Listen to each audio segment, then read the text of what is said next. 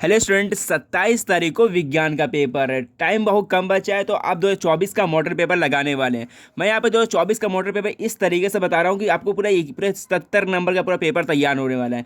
अभी जो मैथ का पेपर हुआ था ना, 2023 के मॉडल पेपर से बिल्कुल यहाँ से क्वेश्चन पूछा गया था। बिल्कुल डिट्टू 2023 का मॉडल पेपर पूछा गया था। आपको क्या करना है, 2023 का मॉडल पेपर जरूर लगाना है। इसलिए मैं 2024 का मॉडल पेपर लगाने से पहले 2023 का मॉडल पेपर लगाने वाला हूँ। बहुत ही इंपॉर्टेंट है। अगर तुम यहाँ से पेपर तैयार कर ले तो 70 नंबर पेपर आपसे तैयार होने वाला है।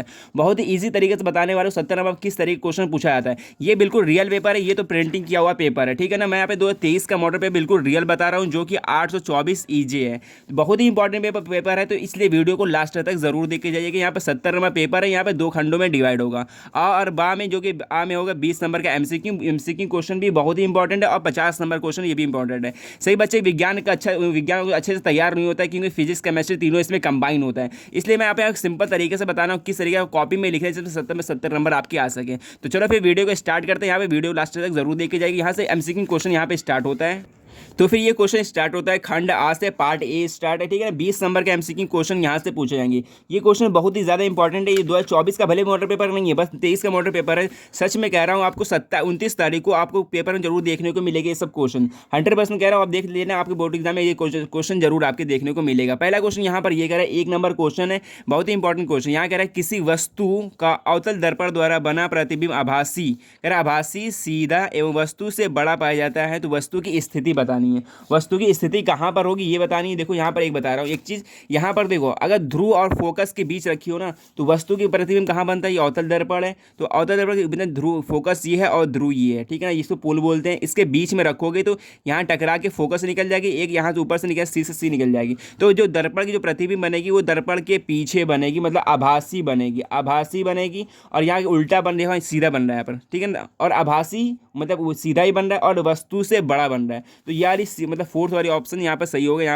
यहाँ पे ये कंडीशन सही यहाँ पे लागू हो रहा है। दर्पण के ध्रुव और फोकस के बीच यहाँ पे बनेगा, तभी यहाँ पर क्या आभासी होगा, सीधा होगा और वस्तु से बड़ा होगा। पहला क्वेश्चन यहाँ पर होता है 1 नंबर का, ओमार शीट में आपको भरना होगा। और दूसरा क्वेश्चन यहाँ पर, और फिर दूसरा क्वेश्चन यहाँ पर ये है, ठीक है ना। ये हिंदी में यहाँ बता रहा हूँ, यहाँ पे इंग्लिश में भी दिया हुआ है। आपको हिंदी इंग्लिश दोनों दोनों देखने को मिलेगा। वहाँ पर कह रहे हैं यहाँ किसी शब्द को क्या होता है, ये डिस्कनेक्ट होता है, जिसको अभी छोटे छोटे अक्षर लिखे होते हैं। कह रहे शब्दकोश में पाए जाने में छोटे अक्षरों को पढ़ते समय आप निम्न में से कौन सा लेंस प्रयोग करेंगे। मतलब छोटे अक्षरों को पढ़ने के लिए कौन सा लेंस प्रयोग किया जाता है। यहाँ पर 4 ऑप्शन दिया हुआ है। सही बच्चा लगाते हैं 50 सेंटीमीटर का अवतल दर्पण, ठीक है ना, अवतल लेंस लगाते हैं। बट ये ऑप्शन गलत है, आपको क्वेश्चन बैंक अलग अलग देखने को मिलेगा। बट ये वाला ऑप्शन, सी वाला ऑप्शन बिल्कुल सही है। 5 सेंटीमीटर उत्तल लेंस, मतलब दूरी का उत्तल लेंस लगाना पड़ेगा, मतलब छोटे अक्षरों पढ़ने के लिए। ये भी हो सकता है, या फिर कोई बच्चे और लगा देते हैं। और यहाँ पर सी वाला तीसरा ऑप्शन यहाँ पे एक और कह रहा है कि किसी गोली दर्पण तथा किसी गोली पतले लेंस दोनों की फोकस दूरी -15 है। देखो -15 है, क्या लेंस का और क्या दर्पण की, ठीक है ना।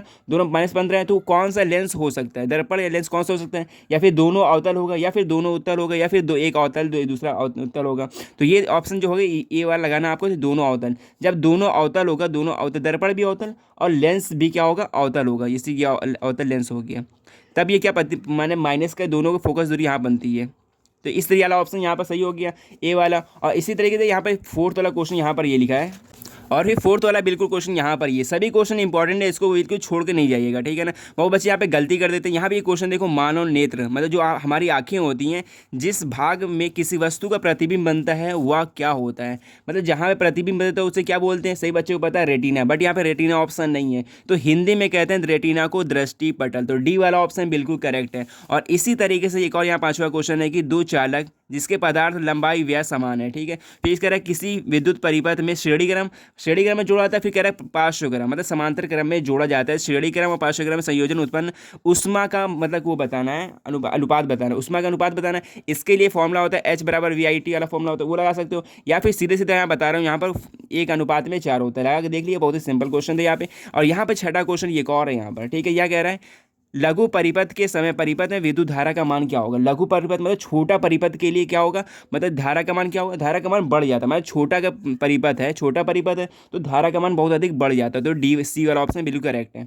और यहाँ पे एक और क्वेश्चन कह रहा है, 7वां क्वेश्चन है कि विद्युत धारा उत्पन्न करने की युक्ति। ये क्वेश्चन तो कट चुका है, ये आपको पढ़ने की जरूरत नहीं है, फिर भी देख लो एक बार। विद्युत धारा किससे उत्पन्न होता है, मतलब जनित्र से, जनरेटर से। यहाँ पर ए वाला ऑप्शन बिल्कुल करेक्ट है। यहाँ पर यार 7 क्वेश्चन होंगे, 8वां क्वेश्चन यहाँ पर ये है। और फिर 8वां क्वेश्चन यहाँ पे ये कह रहा है कि एंटी मनी क्या है। आपको बताना, 4 ऑप्शन दिया हुआ है, धातु है, अधातु है, उपधातु या फिर मिश्र धातु। एंटी मनी याद रखना ये है उपधातु है। उपधातु एंटी मनी होती है कि आर्सेनिक होती है, दोनों उपधातु होती हैं। और यहाँ पे एक और नवा क्वेश्चन यहाँ कह रहा है लेड नाइट्रेट का रासायनिक सूत्र क्या होता है। लेड नाइट्रेट का रासायनिक सूत्र बताना है। इसको बिल्कुल रट लो, ये बिल्कुल आने वाला है। सही बच्चे इसको गलत कर देते हैं, सही बच्चे लगाते हैं PbNO2, मतलब कि होल ट्वाइस NO2। तो इस तरीके नहीं लगाना, ये क्वेश्चन आपको याद रखना है। PbNO3 नाइट्रेट ये होता है, नाइट्रेट पी मतलब इसके जो संयुक्ता है हमारे दो, यहाँ पे 2 हो गई, मतलब PbNO3 और 2।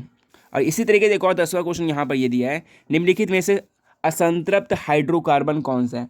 असंतृप्त हाइड्रोकार्बन वो होता है जिसमें डबल बॉन्ड होता है या फिर ट्रिपल बॉन्ड होता है। तो यहाँ पर तुम यहाँ पर देखोगे, यहाँ पर तुम्हें दिख नहीं रहा डबल बॉन्ड ट्रिपल बॉन्ड क्या होता है। यहाँ पर एक फॉर्मूला होता है CnH2n। तो ये क्या होता है, असंतृप्त कार्बन का होता है। तुम इससे कंपेयर करोगे, यहाँ पर कार्बन संख्या रख लो, मान लो यहाँ पर कार्बन संख्या रखा हमने 2, ठीक है ना, 2 रखा, उसका डबल कर दिया 4 हो गया। तो ये वाला कंडीशन बिल्कुल सही है, यहाँ पर बी वाला ऑप्शन बिल्कुल करेक्ट हो गया। ये होता है एल्केन का, ये होता है संतृप्त होता है, ये संतृप्त होता है, ये है असंतृप्त। ये मतलब इसको गलत हो जाएगा ऑप्शन। और इसी तरीके एक और क्वेश्चन यहाँ पर ये दिया हुआ है 11 वाला क्वेश्चन, प्रोपेनल में क्रियात्मक समूह क्या है। देखो नल जुड़ा है ना, अगर लास्ट में तुम्हें नल जाए, प्रोपेनल है ना, तो लगा देना एल्डिहाइड। एल्डिहाइड CHO, इसी को नल बोलते हैं, क्रियात्मक समूह। इसी तरीके से IUPAC आते हैं। IUPAC आप बहुत इंपॉर्टेंट 5 नंबर क्वेश्चन जरूर पूछा था, इसको अच्छे से पढ़ लीजिए जरूर। और इससे 11 क्वेश्चन होने का 12 क्वेश्चन यहाँ पर ये है। और फिर 12वां क्वेश्चन यहाँ पर ये कह रहा है कि एसिटिक अम्ल का IUPAC नाम क्या होता है। एसिटिक अम्ल का IUPAC नाम वो बताना है। देखो एसिटिक भी तो बिल्कुल सेम उतार रख दिया, ये भी नहीं होगा। और मेथेनोइक भी नहीं होगा, इसमें एक कार्बन होता है। एसिटिक अम्ल याद रखना एथेनोइक अम्ल होता है, इसको याद रखना, बहुत ही इंपॉर्टेंट क्वेश्चन है। क्या नहीं, ये IUPAC क्वेश्चन जरूर पूछा था 5 से 6 नंबर का। और इसी तरीके से 13वां क्वेश्चन यहाँ पर ये कह रहा है कि एक तत्व के क्लोराइड का सूत्र ये दिया हुआ है, ठीक है ना, उसके ऑक्साइड का सूत्र क्या होगा। देखो क्लोराइड है तो मतलब -2 लग गया, अगर ऑक्साइड है उसकी मतलब की संयोजकता होती है 2 होती है, तो उसकी यहाँ पे होगा MO2O2, मतलब 2 से 2 कट गया। तो ये वाला ऑप्शन बिल्कुल करेक्ट हो गया, बी वाला MO वाला। और इसी तरीके से एक और 14 क्वेश्चन यहाँ पर है कि वृक्क, यहाँ पे क्या हम देखो लिखा है उपभाग ना लिखा है। उपभाग मतलब होता है, इसके अगला स्टार्ट हो गया अंदर बायोलॉजी, बायो क्वेश्चन यहाँ से स्टार्ट हो रहा है। 14 क्वेश्चन यहाँ पर ये लिखा है, क्या लिखा है यहाँ पर, वृक्क का कार्य क्या होता है। वृक्क का कार्य क्या होता है, वृक्क का कार्य होता है उत्सर्जन। यहाँ पर वो भी दिया, शोषण भी दिया, बच्चे शोषण लगाते हैं, ये गलत हो जाएगा। उत्सर्जन लगाना ये वृक्क का कार्य होता है, मतलब मूत्र को बाहर निकालने के लिए कार्य करता है। और इसी तरीके 15 क्वेश्चन यहाँ पर ये कह रहा है पत्तियों पर कलियाँ विकसित होती हैं। पत्तियों पर कलियाँ किसमें विकसित होती हैं, यहाँ पर 4 ऑप्शन दिया हुआ। आलू पे तो नहीं होता है, यहाँ पर जड़ों में होता है। अब पुदीना में भी नहीं होता है। और इसी तरीके इसमें सभी, ये भी गलत हो गया। और ये वाला ऑप्शन बिल्कुल करेक्ट है, बायोफिलियम, मतलब ब्रायोफिलम जो होता है वो, मतलब पत्तियों में क्या कलियाँ निकलती हैं, ये बताना है यहाँ पर। 15 क्वेश्चन होगा। 16वां क्वेश्चन यहाँ पर ये है कि यहाँ पर बहुत ही इंपॉर्टेंट क्वेश्चन है, इसको बिल्कुल रट लेना, यहाँ पे सबको पता होगा। आनुवंशिक विज्ञान के जनक कौन है, सबको पता है, ग्रेगर जॉन मेंडल, ठीक है। ये हर साल ये क्वेश्चन पूछा जाता है, हर साल रिपीट होता है। और इसे देखिए 17वां क्वेश्चन यहाँ पर ये है कि 2 DNA तंतु आपस में किस तरीके जुड़े होते हैं, कौन से बॉन्ड द्वारा जुड़े होते हैं। यहाँ लिखा है पेप्टाइड बंध द्वारा या फिर सह संयोजन बंध द्वारा। याद रखना DNA जो जुड़ा होता है वो जुड़ा होता है हाइड्रोजन बंध के द्वारा। डी वाला ऑप्शन बिल्कुल करेक्ट है। आपके 20 नंबर बिल्कुल लेके आने वाले, कुछ भी छोड़ना नहीं है यहाँ पर। 20 नंबर MCQ, उसके बाद लॉन्ग क्वेश्चन ही बताने वाला हूँ। फिर इसके बाद 18वां क्वेश्चन यहाँ पर है कि मुकुलन द्वारा प्रजनन किस में होता है। 4 ऑप्शन दिया हुआ है, बहुत बच्चे लगाते हैं कि यहाँ पर ये केचुआ में, बट केचुआ नहीं, वो मुकुलन द्वारा याद होता है, याद रखना हाइड्रा में होता है। मुकुलन द्वारा क्या प्रजनन किस में होता है, हाइड्रा में होता है। इसी तरीके से एक और यहाँ पर दिया 19वां में, मेंडल का प्रायोगिक पौधा कौन सा था। मेंडल का प्रायोगिक पौधा बताना है। तो यहाँ पे मतलब मटर, सबको पता है मटर पे उन्होंने प्रयोग किया था, पर मटर कौन सा मटर किया था, मीठा मटर या फिर उद्यान मटर। तो याद रखना उद्यान मटर यहाँ पे बिल्कुल करेक्ट है, यार ऑप्शन गलत हो जाएगा। इस तरीके 19 क्वेश्चन का 20वां क्वेश्चन यहाँ पर ये है। और फिर 20वां क्वेश्चन यहाँ पर ये दिया है, निम्न में से कौन सा एक मानव मादा जनन तंत्र का भाग नहीं है। कौन सा ऐसे जो तंत्र है वो मादा जनन जो होते हैं, मतलब मादा में, लेडीज़ में वो तंत्र नहीं पाए जाते हैं। तो इसमें 4 ऑप्शन दिया, अंडाशय दिया, गर्भाशय दिया, शुक्रवाहिनी दिया या फिर डिम्बवाहिनी दिया है। तो इसमें याला हो जाएगा शुक्रवाहिनी है, ठीक है ना। ये शुक्रवाहिनी जो है ये मानव के मादा जनन तंत्र में नहीं पाया जाता है। और इसी तरीके से एक और क्वेश्चन, अब यहाँ पे क्वेश्चन 20 खत्म है। 20 क्वेश्चन आपको पूछे जाएंगे, ओमार शीट में आपको भरना होगा, आपको बिल्कुल छोड़ना नहीं, कम से कम आपको 10 से 15 क्वेश्चन आपको यहीं से देखने को मिल जाएगा, ठीक है ना। तो ये बहुत ही इंपॉर्टेंट क्वेश्चन है, इसको अच्छे जरूर पढ़ लेना है, इसको बिल्कुल भी नहीं छोड़ना। फिर उसके बाद स्टार्ट होता है, देखो यहाँ पर केमिस्ट्री फिजिक्स 3 पार्ट में डिवाइड होता है ना, इसलिए यहाँ पर देखो उपभाग यहाँ पर स्टार्ट है। उपभाग 1 वाला है जो कि यहाँ से फिजिक्स का क्वेश्चन यहाँ पर आता है। तो यहाँ पे क्वेश्चन यहाँ पर दिया, पहला दिया है किरण आरेख उपयोग करके अवतल दर्पण प्रतिबिंब की स्थिति और प्रकृति बतानी। यहाँ पे 2 क्वेश्चन पूछा गया, 2-2 नंबर का, यहाँ पे 4 नंबर पहला क्वेश्चन पूछा जाएगा। 4 नंबर क्वेश्चन यहाँ पे वक्रता केंद्र फोकस के बीच रखी तो कहाँ पर बनेगी। तो इस तरीके से आपको बनाना है, आपको यहाँ ऊपर लिख देना पर, यहाँ पर वक्रता मतलब यहाँ पे दिखा ना वक्रता केंद्र और फोकस के बीच, तो आपको यहाँ पर अवतल दर्पण बनाना है। फिर उसके बाद यहाँ पर मुख्य अक्ष बनाना है। फिर उसके बाद कहाँ पर रखा है, वहाँ पर फोकस और सी के बीच, ध्रुव के बीच, मतलब इस तरह बनाओगे। फिर उसका भी सीधे एफ से निकल गया, फिर एक और में बनाओगे तो यहाँ एफ से निकल के ये निकल जाती है। तो यह प्रतिबिंब जो बन रहा है वो यहाँ बन रहा है, वस्तु से बड़ा बन रहा है, लिखो बड़ा बन रहा है, ठीक है, उल्टा बन रहा है। आपको ये बनाना और उसके बाद ये प्रॉपर्टी बतानी, यहाँ से तुम्हें 2 नंबर मिलेंगे। इसी तरह एक और यहाँ पर ध्रुव और फोकस के बीच रखा, तो कहाँ बनेगा, ध्रुव और फोकस के बीच। देखो ध्रुव और फोकस बीच रख दिया। मान लो ये ध्रुव, फोकस ये है और ध्रुव ये होता है, इसे बोलते हैं पोल, इसे बोलते हैं फोकस। तो इसके बीच यहाँ पर रखा जाएगा, तो कहाँ बनेगा वस्तु प्रतिबिंब। याद रखना, इसको भेजोगे तो ये एफ से निकल के, एक और भेजोगे तो यहाँ से निकल जाएगा। तो इसका जो आंसर होगा ये होगा वस्तु से बड़ा, दर्पण से पीछे, और क्या बनाएगा, और मतलब सीधा बन रहा है। ये एक ही एक कंडीशन होता है अवतल दर्पण में, यह कंडीशन जो होता है जिसमें आभासी प्रतिबिंब बनता है, आभासी प्रतिबिंब बनता है। ये सब लिखना पड़ेगा आपको, ठीक है ना। आभासी प्रतिबिंब बनना पड़ेगा। और इस तरीके से आपको बनाना, किलर आरेख जरूर याद कर लेना है। ये आपके 4 नंबर क्वेश्चन जरूर पूछा जाएगा, किलर आरेख वाला। और इसी तरीके एक और क्वेश्चन यहाँ पर ये कह रहा है कि यहाँ पर देखो, कह रहा है दूसरा क्वेश्चन यहाँ पर, 5 सेंटीमीटर लंबाई की कोई वस्तु 30 सेंटीमीटर वक्रता त्रिज्या के किसी दर्पण के सामने 20 सेंटीमीटर फोकस दूरी पर रखी है।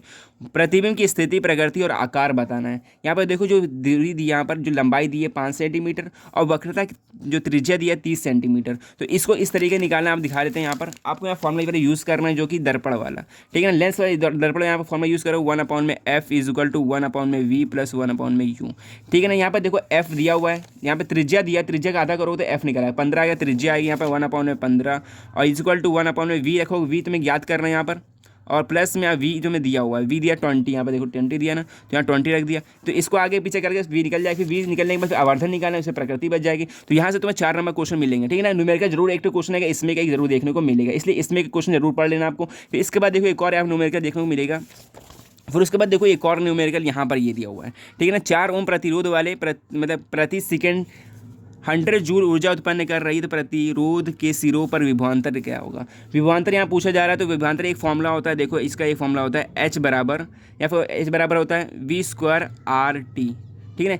आर भी दिया आपको, यहाँ प्रतिरोध भी दिया है, यहाँ पे वी निकालना है, एच आपको दिया 100 जूल दिया है। तो इस तरीके करके निकाल सकते हो, बहुत ही इजी क्वेश्चन है, ठीक है ना। ये न्यूमेरिकल 4 नंबर क्वेश्चन मिलेंगे, बहुत ही इजी क्वेश्चन है। और ये क्वेश्चन तो हट चुका है आपके लॉन्ग में। आपके लॉन्ग में आएगा जो आएगा वो प्रतिरोध का संयोजन आएगा, प्रतिरोध का संयोजन, समांतर क्रम या फिर श्रेणी क्रम दोनों आएगा। ये तो क्वेश्चन हट चुका है, तो ये नहीं आएगा, ठीक है। याद रखना जरूर, आपको ये पढ़ लेना है। अब इसके बाद उपभाग स्टार्ट होता है यहाँ पर केमिस्ट्री का, ठीक है ना, जिसे बोलते हैं रसायन विज्ञान। फिर इसके बाद यहाँ कह रहा है कि संरचना सूत्र बनाना है। इससे मेथेनल बन गया। मेथेनल क्या होता है, HCHO, ठीक है ना, मेथेनल है। फिर इसका संरचना बतानी, ये आपको लिखना नहीं, ये आपको गलत करोगे गलत हो जाएगा। इसका संरचना बतानी, मतलब संरचना मतलब कार्बन का एक हो गया, यहाँ पर एक H लगा दिया, यहाँ पर डबल बॉन्ड से O जोड़ दिया, यहाँ पर H जोड़ दिया, तो ये हो गया संरचना यहाँ पर किसका, मेथेनल का। और इसी तरीके बनाओगे प्रोपाइन का बनाओगे। प्रोपाइन मतलब 3 कार्बन होना चाहिए, 3 कार्बन हो गया, और एक जगह ट्रिपल बॉन्ड होना चाहिए, प्रोपाइन है तो यहाँ पर। फिर इसके बाद H जोड़ दो, यहाँ पर कम है H, यहाँ पर H जोड़ दिया, यहाँ पर H जोड़ दिया, फिर उसके बाद यहाँ पर एक H जोड़ दिया। इस तरीके H जोड़ दिया, यहाँ पर यहाँ तुम्हें संरचना बना लेनी है। यहाँ से आपको मिलेंगे पूरे 4 नंबर मिलेंगे। इसी तरीके एक और यहाँ पर है, तो यहाँ पर ये पूछा जा रहा है, ये क्वेश्चन आपके हट गया। यहाँ से एक और क्वेश्चन ये है मेन, एक क्वेश्चन जरूर आएगा, ये मतलब 6 नंबर वाला क्वेश्चन है ये, ठीक है। 6 नंबर क्वेश्चन फिजिक्स में, बायोलॉजी में और तीनों में देखने को मिलेगा। यहाँ पर ये कह रहा है सोडियम सल्फेट और बेरियम क्लोराइड, इस तरह दिखा है ना यहाँ पर। अब बेरियम सल्फेट बन रहा है, इसका क्या बनेगा ये बताना है। तो NaCl निकल जाएगा यहाँ पर, देखो सोडियम सल्फेट मिलाओगे और बेरियम क्लोराइड मिलाओगे तो क्लोरीन और ये सोडियम लेकर निकल जाता है, यहाँ पर बनाना है। फिर इसको संतुलित भी करना और इस तरीके से आपको लिखना। तो यहाँ पे पूरे 6 करना पड़ेगा, 6 में 6 नंबर मिलेंगे। इसलिए अथवा में एक और आता है, अथवा में तुम ये कर सकते हो, या फिर दहन अभिक्रिया लिख दो, या फिर यहाँ पे हाइड्रोजनीकरण, ये इंपॉर्टेंट क्वेश्चन है, ये भी याद कर लेना। आ सकता है संयोजन अभिक्रिया, वियोजन अभिक्रिया, इस तरीके से आ सकता है, ठीक है। 6 नंबर क्वेश्चन आए। और यहाँ से एक और आता है बाद में, यहाँ पर देखो क्या स्टार्ट होता है, और फिर स्टार्ट होता है उपभाग आता है, मतलब तीसरा उपभाग स्टार्ट होता है। यहाँ पर ये दिया हो, देखो 8वां क्वेश्चन यहाँ पर एक नंबर, 2 नंबर क्वेश्चन यहाँ पर 1 नंबर के हैं। ऑक्सी अनऑक्सी शोषण क्या होता है, मतलब लसिका और रुधिर में अंतर बताना है, 2 अंतर। कायिक जनन किसे कहते हैं, फिर इसको हृदय का कोई कार्य बताना है, हृदय कार्य सबको पता होता है। आप बना के भी इस क्वेश्चन को लिख सकते हो, इसलिए बायो क्वेश्चन थोड़ा बना के भी लिखा जा सकता है। इसको अच्छे से एक बार पढ़ लेना, पढ़ने की जरूरत होती है, इसको बना के लिख देना। जो फोकस करना है आपको यहाँ पर करना है फिजिक्स में, ये न्यूमेरिकल पर। और इसके बाद यहाँ पर एक और आता है कि रसायन संश्लेषण क्या होता है, इसका बताना है। रसायन सबको पता है, रसायन जो द्वारा जो संश्लेषण होता है रसायन संश्लेषण, इसके 3 जीवाणु को नाम भी लिखना होता है। फिर इसके बाद पाचन एंजाइम क्या होता है, ठीक है। पाचन एंजाइम जो खाना पचाता है उसको पाचन एंजाइम कहते हैं। इस तरीके से बना के लिखना, 4 नंबर आपको यहाँ से मिल जाएंगे। फिर इसी तरीके एक और लॉन्ग क्वेश्चन आता है। फिर लॉन्ग क्वेश्चन आपको यहाँ पूछा जाएगा, निम्नलिखित संक्षेप में मतलब समझाइए, डार्विनवाद आ गया या फिर लैंडमार्कवाद आ गया। तो इसमें तो आपको पूरे मतलब तीन तीन नंबर का है तो 6 नंबर, 3 नंबर यहाँ से, 3 नंबर यहाँ, 6 नंबर आपको मिलेगा। इसको लंबा खींच के बनाना, एक एक पेज बना के लिखना, ठीक है ना। और जो जो आपको पढ़े हो हल्का दो पढ़ लेना, पढ़ के बना के इस तरह लिख लेना, पूरा यहाँ से 70 नंबर पेपर हो गया, ठीक है ना। और क्वेश्चन जो है लाइन बाय लाइन करना, आपको आगे पीछे नहीं करना, क्योंकि इसमें वो भाग भी होते हैं, वो एग्जाम में कंफ्यूज ना करना, एग्जामिनर को बिल्कुल भी अच्छे से कॉपी भी लिखना और पूरे क्वेश्चन को आपको अटेंड करना है, ठीक है ना। इस तरीके आपको 70 में 70 भी नंबर आपके बन सकते हैं। तो मिलते हैं नेक्स्ट वीडियो में। चैनल पर नए हैं तो चैनल को सब्सक्राइब जरूर कर लेना, इस क्वेश्चन को अच्छे से तैयार कर लेना, क्योंकि देखो 2024 का मॉडल पेपर तो वो भाई थोड़ा आने चांस कम होता है। 2023 का जो मॉडल पेपर है इससे क्वेश्चन जरूर बनते हैं, इसलिए पुराने क्वेश्चन को रिपीट करना बहुत ज़रूरी है, इसलिए मैंने ये क्वेश्चन बताया। तो थैंक फॉर वॉचिंग एंड मिलते हैं नेक्स्ट वीडियो में। चैनल पर चैनल को सब्सक्राइब कर लेना। सो बाय।